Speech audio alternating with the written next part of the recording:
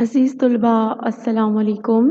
اللہ تعالیٰ سے امید کرتی ہوں کہ آپ اللہ تعالیٰ کے فضل و کرم سے خیر و عافیت سے ہوں گے اور روزانہ اردو سے متعلقہ اپنے مقررہ اوقات میں مطالعہ بھی جاری رکھے ہوئے ہوں گے۔ عزیز طلباء، آج ہم جماعت 12ویں میں آپ کے پڑھائے جانے والے اردو میں آنے والا ہمارا مضمون شہرت عام اور بقائے دوام کا دربار، اس کا ہم تیسرا حصہ آج ہم اس کا مطالعہ کریں گے، جو کہ محمد حسین آزاد کا لکھا ہوا ایک تمثیلی مضمون ہے۔ عزیز طلباء، آپ جانتے ہیں کہ ہم اپنی گزشتہ 2 لیکچر سے اس سبق کا احاطہ کر رہے ہیں، اس کا مطالعہ کر رہے ہیں اور اس میں آنے والی نامور شخصیات کے پس منظر اور تاریخی حوالے سے ان کی جو حیثیت ہے اس پر بھی آپ تک جو ہے وہ معلومات پہنچائی جا رہی ہے۔ تو آئیے اپنے سبق کے باقیہ اوراق کا مطالعہ کر لیتے ہیں۔ عزیز طلباء، اس سے پہلے کہ ہم اپنے آئندہ آنے والے اوراق کا مطالعہ کریں، میں تھوڑا سا آپ کو گزشتہ اپنے اوراق جو ہم نے جس کا مطالعہ کیا تھا اس کا حوالہ دے دیتی ہوں کہ مذکورہ جو مضمون ہے ایک تمثیلی مضمون ہے، جس میں مصنف نے ایک ایسے وسیع میدان کی تفصیل بیان کی ہے جس میں تمام دنیا کی تاریخ میں جتنے بھی نامور شخصیات، چاہے جس حوالے سے بھی ان کا نام رہا ہے، چاہے وہ جس میدان میں بھی اپنا نام پیدا کر چکے ہیں اور رہتی دنیا تک ان کا جو نام ہے کسی نہ کسی حوالے سے یاد رکھا جائے گا، وہ تمام کی تمام جو شخصیات ہیں وہ وہاں موجود ہیں اور درجہ بدرجہ جو ہے ان کو وہاں پر ایک تخت پر بٹھایا جا رہا ہے، ان کے اپنے کارناموں، ان کی اپنی جو ہے جو بھی ان کی قابلیت تھی اس حوالے سے،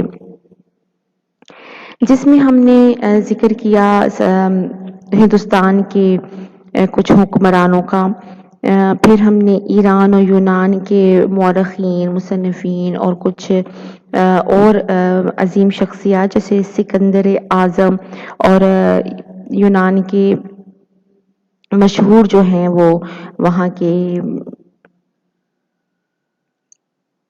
پہلوان جو ہیں دوران کے، ان کا ذکر کیا، ایران اور یونان، اور پھر ہم نے آگے چل کر افلاطون، سقراط اور ارسطو کے بارے میں بھی چیدہ جو ہے وہ معلومات حاصل کی، اور اس کے بعد جو ہے وہ چند فارسی شعراء کا بھی ذکر انہوں نے کیا کہ وہ بھی اس میدان میں موجود تھے۔ پھر تاریخ میں سب سے منفی حیثیت کے حامل جو کا ایک شخصیت چنگیز خان، اس کا ذکر کیا، اور اس کے بعد جو ہے اس کا جو پوتا تھا ہلاکو خان، اس نے اس کے حوالے سے بھی ذکر ہوا۔ تو آئیے اب چل کر اپنے آئندہ آنے والے اوراق میں ہم دیکھتے ہیں کہ مصنف ہمیں کون سی نامور شخصیات تاریخ کے حوالے سے جو آج بھی زندہ ہیں، جن کا نام لیا جاتا ہے، جن کو یاد کیا جاتا ہے، ان کا ذکر کر رہے ہیں۔ عزیز طلباء، آپ کی اردو درسی کتاب کی صفحہ نمبر 40 پر موجود ہماری سطر ہے: تھوڑی دیر نہ گزری تھی کہ امیر تیمور کی نوبت آئی۔ بہت سے مورخوں نے اس کے لانے کی التجا کی، مگر وہ سب کو دروازے پر چھوڑ گیا اور اپنا آپ رہبر ہوا، کیونکہ وہ خود مورخ تھا، رستہ جانتا تھا اور اپنا مقام پہچانتا تھا۔ لنگڑاتا ہوا گیا اور ایک کرسی پر بیٹھ گیا۔ یہاں پر ایک اور منگولوں کی فوج میں شامل ایک ایسے شخص کا ذکر ہے جو انتہائی بہادر جرنیل تھا، جس نے تقریباً کہا جاتا ہے تاریخ میں کہ 54 ملکوں کو فتح کیا تھا، اور تاریخ میں اس کی جو پیدائش ہے وہ 1326 بتائی جاتی ہے، وہ بھی منگولوں کی فوج میں شامل تھا، جس سے کہ ہم نے پیچھے ذکر کیا کہ چنگیز خان اور ہلاکو خان جو تھے وہ منگولیا اس سے تھے۔ شہر سے تھے، تو یہ بھی منگول کی فوجوں میں شامل ہوا اور اس نے جو فتح کیے تقریباً 54 ملکوں کو فتح کیا۔ امیر تیمور نے جو ہے جب ہندوستان پر حملہ کیا تو وہاں پر قتل و غارت اور دہلی میں جو ہے وہ بہت زیادہ قتل و غارت گری کی، اور اسی طرح یورپ، اٹلی، فرانس پر اس نے حملے کیے۔ وہ خود ایک مورخ تھا، یعنی کہ تاریخ لکھنے والا تھا۔ اس کو کسی کی ضرورت نہیں پڑی کہ کوئی کسی نے اس کا نام ہمیشہ کے لیے قائم رکھنے کے لیے اس کے لیے کچھ کتاب لکھی ہو یا اس کا ذکر کیا ہو یا اس کے حالات لکھے ہوں، تو اس وجہ سے کہا جاتا ہے کہ وہ آپ اپنا رہبر ہوا، یعنی کہ خود ہی آ کر وہ اپنی مقرر کردہ جو ہے وہ جگہ پر بیٹھ گیا۔ امیر تیمور لنگ کے نام سے جو ہے وہ مشہور تھا۔ امیر تیمور لنگ بھی کہا جاتا ہے کیونکہ اس کی ایک کہا جاتا ہے کہ اس کی ایک ٹانگ میں تھوڑی سی نقص کی وجہ سے وہ لنگڑاتا ہوا چلتا تھا، تو اس وجہ سے اس کو امیر تیمور لنگ کے نام سے تاریخ یاد کرتی ہے۔ اسی حال میں دیکھتے ہیں کہ ایک بزرگ آزاد وضع قطع تعلق کا لباس بر میں خاکساری کا امامہ سر پر آہستہ آہستہ چلے آتے ہیں۔ تمام علماء، صلحاء، مورخ اور شاعر سر جھکائے ان کے ساتھ ہیں۔ وہ دروازے پر آ کر ٹھہرے، سب نے آگے بڑھنے کو التجا کی تو کہا معذور رکھو، میرا ایسے مقدموں میں کیا کام ہے؟ اور فی الحقیقت تو وہ معذور رکھے جاتے اگر تمام اہل دربار کا شوق طلب ان کے انکار پر غالب نہ آتا۔ وہ اندر آئے، ایک طلسمات کا شیشہ مینائی ان کے ہاتھ میں تھا کہ اس میں سے کسی کو دودھ، کسی کو شربت، کسی کو شراب شیرازی نظر آتی تھی۔ ہر ایک کرسی نشین انہیں اپنے پاس بٹھانا چاہتا تھا، مگر وہ اپنی وضع کے خلاف سمجھ کر کہیں نہ بیٹھے، فقط اس سرے سے اس سرے تک ایک گردش کی اور چلے گئے۔ وہ حافظ شیراز تھے اور شیشہ مینائی ان کا دیوان تھا جو فلک مینائی کے دامن سے دامن باندھے ہے۔ جی، یہاں پر ایک بہت ہی شیراز یعنی کہ ایران کے شہر شیراز کی ایک بہت ہی مایہ ناز اور نامور شاعر کا ذکر ہے جو ایران میں تقریباً 720 ہجری میں وہ پیدا ہوئے ہیں اور وفات ہے ان کی 791۔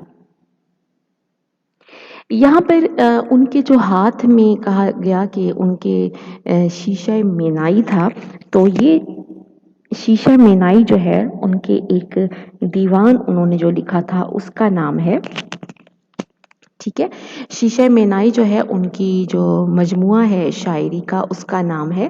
اور یہاں پر ہمارے پاس ذکر آتا ہے کہ اس میں سے کسی کو دودھ، کسی کو شربت، کسی کو شراب شیرازی نظر آتی تھی، یعنی کہ ان کے ہاتھ میں جو دیوان تھا وہ اب اس کے بعد جو ہے وہ انتہائی تاریخ میں اہمیت کا حامل ہے، کیونکہ لوگ وہاں کے یہ عقیدہ رکھتے تھے، اس سے فال نکالا کرتے تھے، ٹھیک ہے، اس سے آنے والے دنوں اور مستقبل میں ہونے والے حالات جو ہیں اس سے فال نکالا کرتے تھے۔ تو اس وجہ سے جس نے اس سے دودھ، یعنی کہ جس نے اس سے جس چیز سے بھی اخذ کرنا چاہا، اس سے جو مراد لینا چاہی، کسی کے لیے وہ شربت ثابت ہوا، کسی کے لیے دودھ ثابت ہوا اور کسی کے لیے شراب ثابت ہوا، تو ان کا یہ جو دیوان ہے وہ انتہائی تاریخ میں اہمیت کا حامل ہے۔ اور اب بھی کہا جاتا ہے کہ ان کے مزار پر یہ جو ان کا دیوان ہوتا ہے اور لوگ وہاں پر آ کر اس سے فال نکالتے ہیں، کیونکہ اس میں زیادہ تر تقدیر کے موضوع پر انہوں نے شاعری کی ہے۔ انہوں نے اپنی اس میں جو جتنا بھی شاعرانہ جو کلام ہے وہ تقدیر کے موضوع پر ہے، تو لوگ اس سے فال بھی نکالتے ہیں۔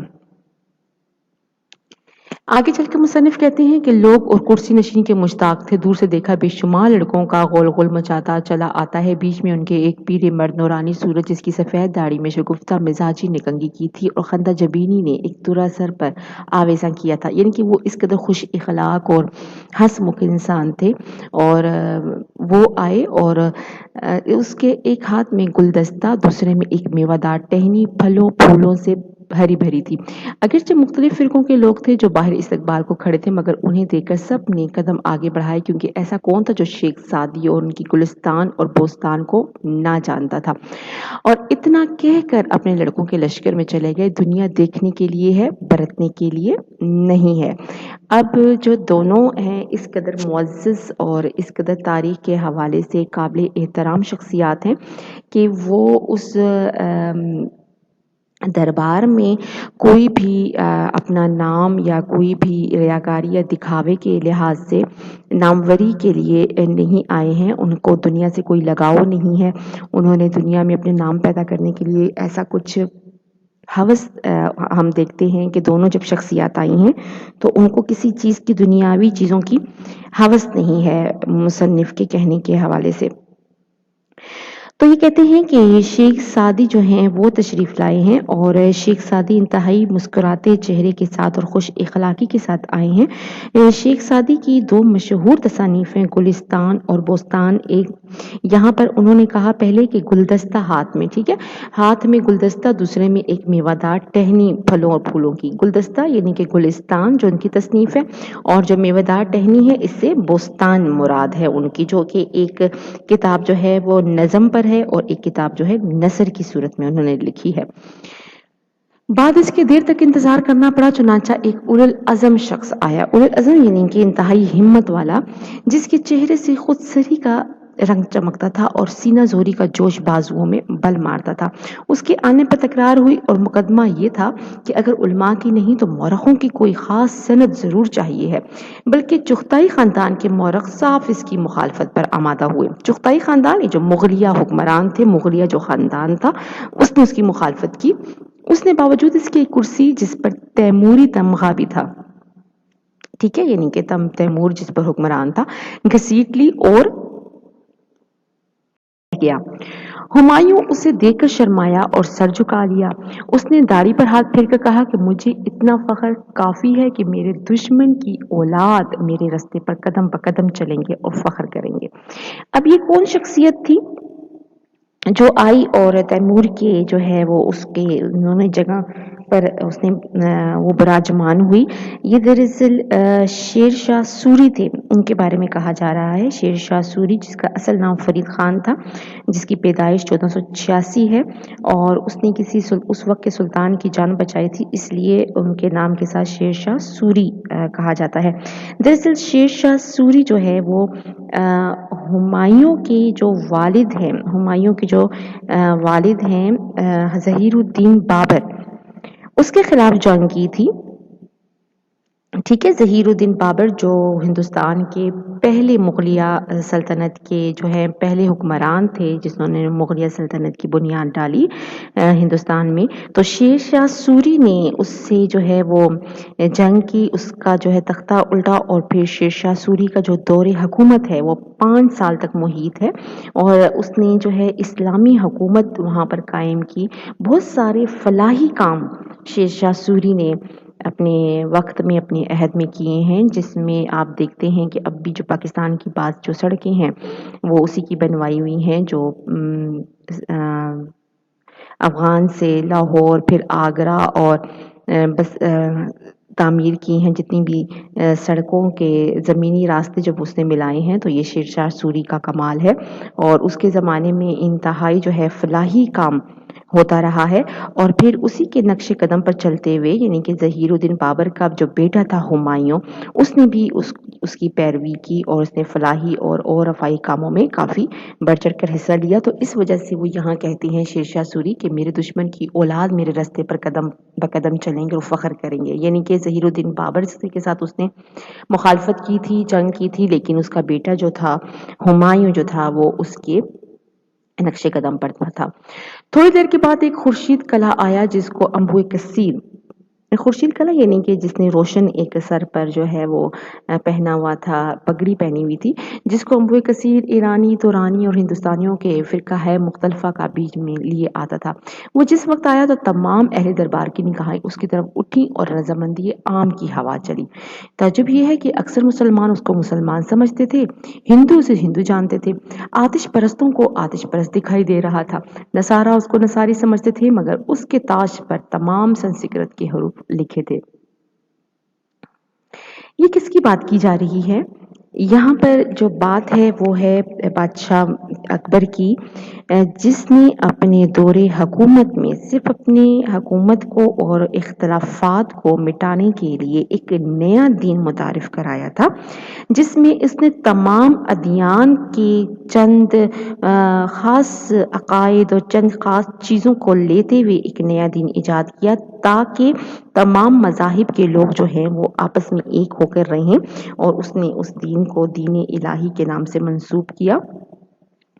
اور یوں جو ہے وہ اس کے دربار میں مختلف قسم کے اس کے جو کارندے یا اس کے جو چیلے ہوا کرتے تھے، اس کے مطابق اس نے ان کو دین کی ترویج کی، اور ان کو نئے دین کے ساتھ متعارف کروانے کے بعد تمام تقریباً دین اسلام کا جو اصل چہرہ تھا اس کو مسخ کر کے اس نے رکھ دیا، کیونکہ اس کو دراصل اپنی سلطنت بچانے کی فکر تھی، تاکہ اختلافات زیادہ پھیلتے تو اس کو فسادات کا ڈر تھا، اور اس صورت میں اس نے ایکا کرنے کے لیے، ایک نئے دین کو متعارف کروانے کے لیے اسلام کو پس پش ڈال دیا۔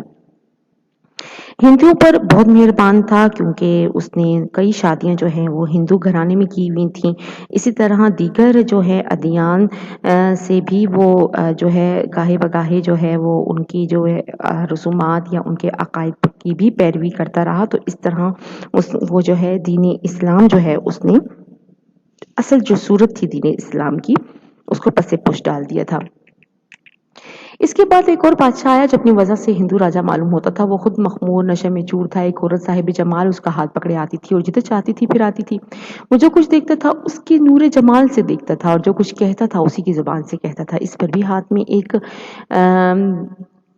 میں ایک جزو کاغذوں کا تھا اور کان پر قلم دھرا تھا۔ یہ سانگ دیکھ کر سب مسکرائے، مگر چونکہ دولت اس کے ساتھ اور اقبال آگے آگے اہتمام کرتا آتا تھا، اس لیے بدمزہ بھی نہ ہوتا تھا۔ جب نشے سے آنکھ کھلتی تھی تو کچھ لکھ بھی لیتا تھا۔ وہ جہانگیر تھا اور بیگم نور جہاں تھی۔ یہاں پر ہم دیکھتے ہیں کہ جس نے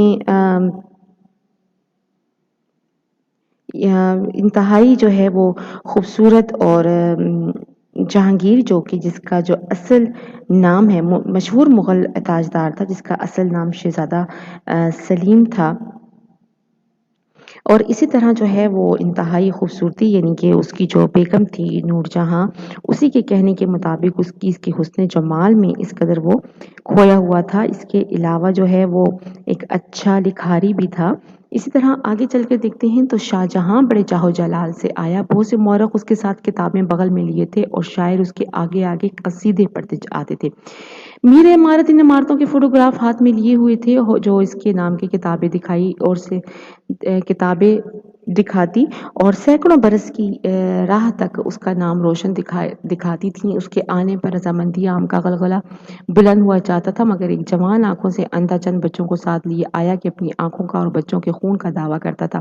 یہ شہریار شاہ جہاں کا چھوٹا بھائی تھا اور بچے اس کے بھتیجے تھے۔ اس وقت وزیر اس کے آگے بڑھا اور کہا کہ جو کیا گیا بدنیتی اور خود غرضی سے نہیں کیا، بلکہ خلاق خدا، یعنی کہ اب یہاں پر شاہجہاں کا ذکر ہے، جس نے مشہور آپ نے سنا ہوگا، جس نے ممتاز جس کی بیوی تھی، اور اس نے اس کے لیے جو ہے ممتاز محل تعمیر کیا، تاج محل۔ اسی طرح تاج محل اور شالامار باغ اور بہت ساری ایسی تعمیراتی کام اس نے کیے تھے، خوبصورت خوبصورت جو ہے وہ اس نے عمارتیں بنوائی تھیں۔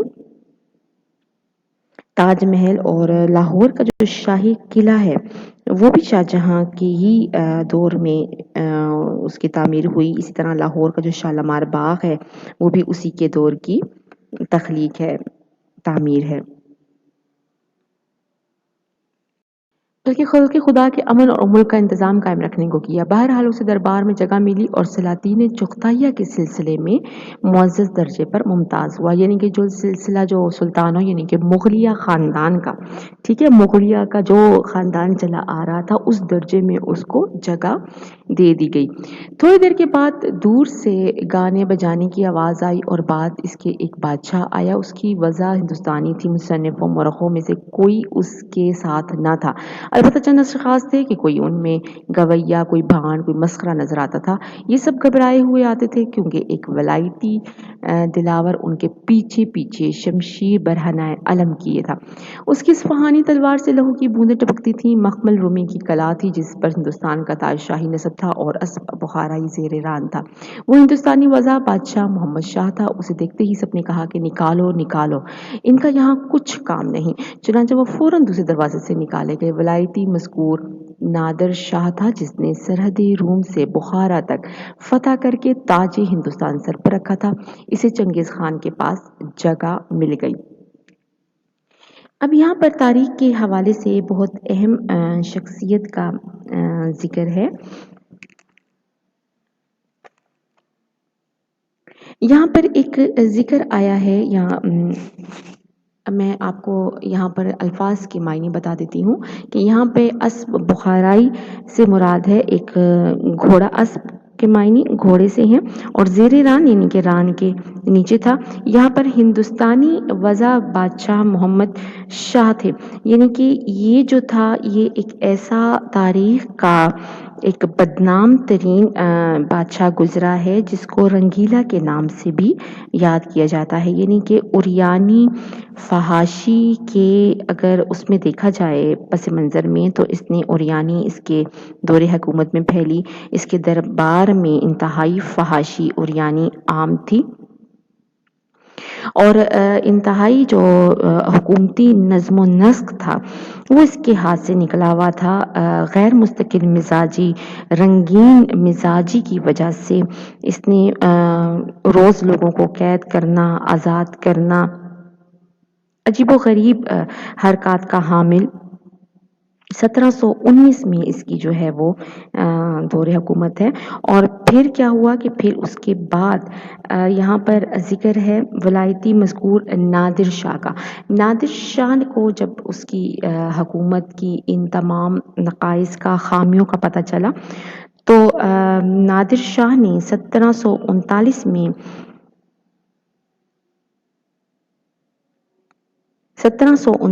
میں نادر شاہ نے دہلی پر جو ہے وہ حملہ کر دیا اور محمد شاہ جو کہ رنگیلا کے نام سے مشہور تھا اس کو گرفتار کیا۔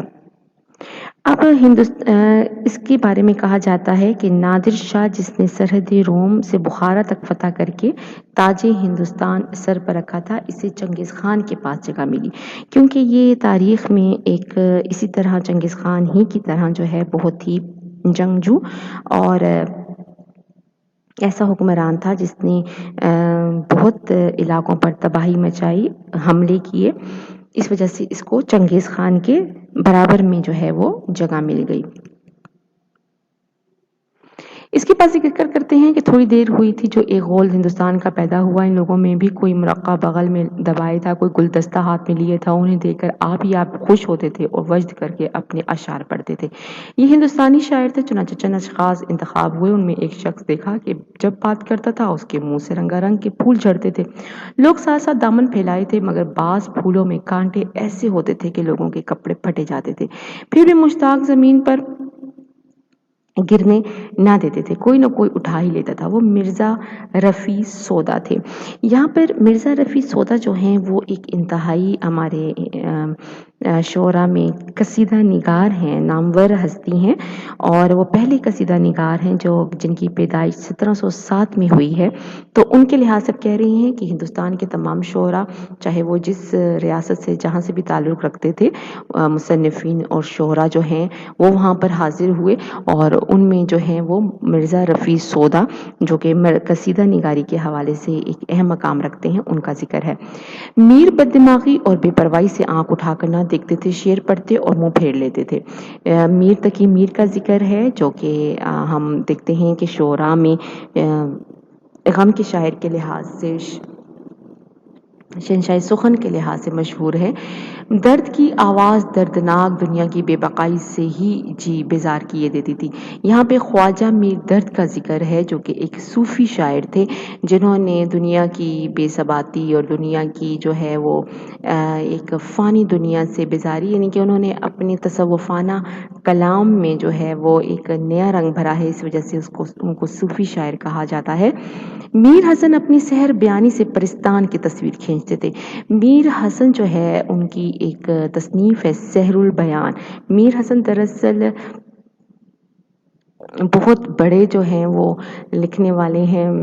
سحر البیان ان کی ایک تصنیف ہے جس میں انہوں نے سینکڑوں اشعار درج کیے ہیں جو کہ مثنوی ہے، ٹھیک ہے۔ مثنوی جس میں کہ کسی بادشاہ یا وزیر یا کسی شہزادے کی داستان ہوتی ہے، جو ضروری نہیں کہ حقیقت پر مبنی ہو۔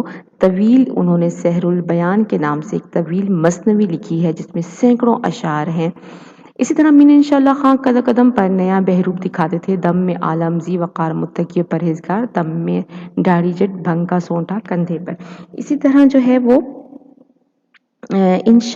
میر انشاء اللہ خان کا ذکر ہے جو کہ انتہائی عزت والے اور تقوی، اور پھر یعنی کہ رنگ رنگ کے بہروپ، یعنی کہ شکل بدلتے تھے، کبھی داڑھی اور کبھی داڑھی جو ہے وہ داڑھی منڈوا لینا، تو یوں ان کا بہروپ جو ہے بدل بدل کر جو ہے سامنے آتا تھا۔ جرت کو کوئی خاطر میں نہ لاتا تھا، مگر جب وہ میٹھی آواز سے ایک تان اڑاتا تھا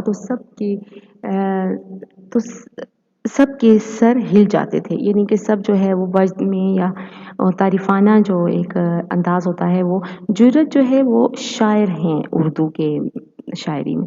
ناسخ کی گلکاری، ٹھیک ہے، یہاں پہ ناسخ ہے۔ ناسخ کی گلکاری چشم آشنا معلوم ہوتی تھی اور اکثر جگہ قلمکاری اس کی عینک کی محتاج تھی، مگر آتش کی آتش بیانی اسے جلائے بغیر نہ چھوڑتی تھی۔ ناسخ جو ہے امام بشق ناسخ شاعر ہیں جن کے زمانے میں خواجہ حیدر علی آتش بھی ان کے ہم اثر شاعر تھے، جن کی آپس میں اکثر جو ہے وہ جو شاعرانہ چپکلش ہے وہ جاری رہتی تھی، ان کے ہم اثر شاعر تھے، تو اس وجہ سے یہاں پر یہ اس کا بیان کر رہے ہیں۔ مومن کم سخن تھے مگر جب کچھ کہتے تھے جرت کی طرف دیکھتے تھے۔ مومن شاعر ہیں اردو کے بہت مشہور، بہت نامور شاعر ہیں، انہی کے زمانے میں جرت بھی شاعری کیا کرتے تھے۔ ایک پیر مرد دیرینہ سال محمد شاہی دربار کا لباس جامہ پہنے کھڑکی دار پگڑی باندھے جریب کر کے آتے تھے، مگر ایک لکھنؤ کے بانکے پیچھے پیچھے گالیاں دیتے تھے۔ بانکے صاحب ضرور ان سے دست و گریباں ہو جاتے، لیکن 4 خاکسار اور 5واں تاجدار ان کے ساتھ تھا، یہ بچا لیتے تھے۔ بڈھے میر امن دہلوی 4 درویش کے مصنف تھے اور بانکے صاحب مرزا سرور فسانہ عجائب والے تھے، یعنی کہ یہاں پر میر امن نے جو 4 درویش ایک تصنیف ہے ان کی وہ لکھی ہے، اور پھر مرزا جو سرور ہیں فسانہ عجائب ان کی ایک بہت مشہور تصنیف ہے، اس کے بارے میں یہاں پر ذکر کیا جا رہا ہے۔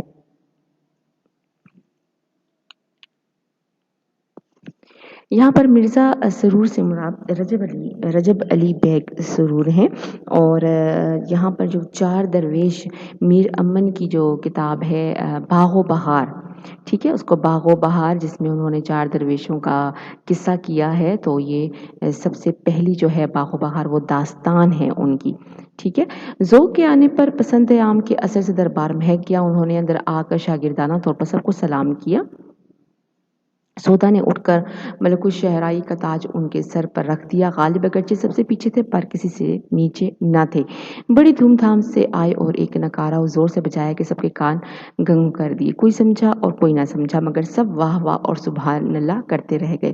یہ مرزا غالب کی جو ابتدائی شاعری ہے اس کی طرف اشارہ ہے کہ انہوں نے جب اپنے شعر کہنا شروع کیے تھے تو وہ فارسی کے ثقیل الفاظ سے بھرپور تھے، تو لہٰذا اس وقت کی ان کی شاعری جو ہے وہ سمجھ سے بالا تر تھی، تو اس وجہ سے وہ کہہ رہے ہیں کہ کوئی سمجھا اور کوئی نہ سمجھا۔ اب میں نے دیکھا کہ فقط ایک کرسی خالی ہے اور بس، اتنے میں آواز آئی کہ آزاد کو بلاؤ۔ اب یہ آزاد کون ہے؟ مصنف خود ہیں جو وہاں پر چپکے چپکے جو ہیں یہ تمام حالات کا جائزہ لے رہے ہیں اس میدان میں۔ ساتھ ہی آواز آئی کہ شاید وہ اس جرگے میں بیٹھنا قبول نہ کرے، مگر وہاں سے پھر کوئی بولا کہ اسے جن لوگوں میں بٹھا دو گے بیٹھ جائے گا، یعنی کہ یہ آزاد اپنی جو ہے وہ طبیعت کے بارے میں کہتے ہیں، مصلحت اور عاجزی کے بارے میں کہتے ہیں کہ جہاں ان کو بٹھا دیا جائے گا وہ بیٹھ جائیں گے۔ اتنے میں چند اشخاص نے غل مچایا کہ اس کی قلم نے ایک جہان سے لڑائی باندھ رکھی ہے، اسے دربار شہرت میں جگہ نہ دینی چاہیے۔ اس مقدمے پر قیل و قال شروع ہوئی، یعنی کہ بحث و مباحثہ شروع ہوا۔ میں چاہتا تھا کہ نقاب چہرے سے الٹ کر آگے بڑھوں اور کچھ بولوں کہ میرے ہادی ہمدم یعنی کہ فرشتہ رحمت نے ہاتھ پکڑ لیا اور چپکے سے کہا کہ ابھی مسلط نہیں۔ اتنے میں آنکھ کھل گئی، میں اس جھگڑے کو بھی بھول گیا اور خدا کا شکر کیا کہ بلا سے دربار میں کرسی ملی یا نہ ملی، مردوں میں سے زندہ تو آیا۔ یعنی کہ یہ تمام حالات جو ہیں وہ اپنے جو ہیں وہ نیند کے غلبے کے باعث وہ تمام حالات کو دیکھ رہے ہیں، تمام نامور شخصیات سے وہ ملاقات کر رہے ہیں، اور جیسے ہی ان کی اپنا جو درجہ وہاں پر مقرر کیا جا رہا ہے تو وہ اپنے بارے میں جو ہیں وہ حتمی فیصلہ نہیں کرتے کہ وہ کہاں بیٹھے، لیکن وہ اس بات کا شکر کرتے ہیں کہ آنکھ کھلنے کے بعد جو ہیں وہ مردوں میں نہیں بلکہ زندوں میں ہیں۔ محمد حسین آزاد کا یہ مضمون جو ہے وہ نیرنگ خیال سے اقتباس تھا۔